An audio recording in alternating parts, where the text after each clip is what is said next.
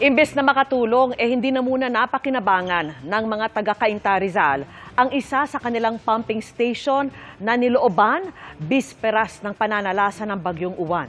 Arestado na ang 4 sa 6 na suspect dyan at nakatutok si Salima Refran, exclusive.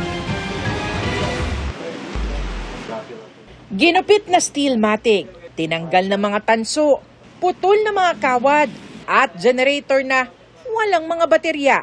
Ganyan dinatna ng alkalde ng Cainta Rizal ang Ortigas Pumping Station nang inspeksyonin ito noong linggo bilang paghahanda sa hagupit ng Super Bagyong Uwan. Wala pang 2 buwan mula nang maitayo ang pumping station pero di ito mapapakinabangan.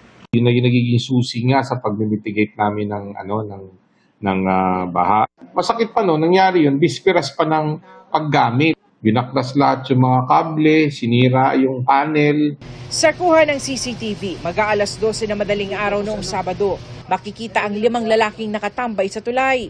Maya-maya pa, tila may inabot ang isa sa kanila na di malinaw kung ano at saka sila sabay-sabay na umalis sa pumping station. Ayon sa pulisya, may nakasaksi sa pagnanakaw na naging susi sa pagkakaaresto sa 4 na suspect.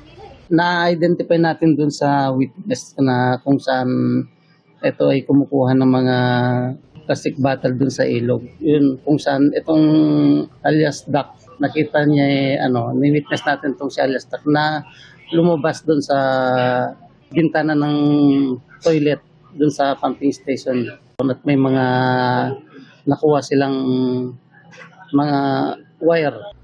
Na-recover din ang mga pinutol na wire na ayon sa pulisya ay tugma sa nasa pumping station. Na may mga post of entry, may nasira silang mga gamit. Kasuhan natin ng rubber. Itinanggi ng 4 na nahuli ang paratang. Kasama ka ba doon? Hindi po. Sabi ko nga po sa kanila, handa po akong maipagtulungan sa kanila na makuha yung taong yun, nakasama nila. Damay lang po. Wala po. Hindi ho. Ako lang po yung napagdidiinan. Galing ako ng trabaho, mayroon akong daladalang tanso. Pinababalatan ko sa kanya. Tapos natempuan lang kami nga nagbebenta. Dahil nangyari nga yung gano'n, kaya napagbintangan nila. Na-inquest na ang 4 at nakakulong sa custodial facility ng Cainta Police. Patuloy naman pinaghahanap ang 2 pang sangkot umano sa pagnanakaw.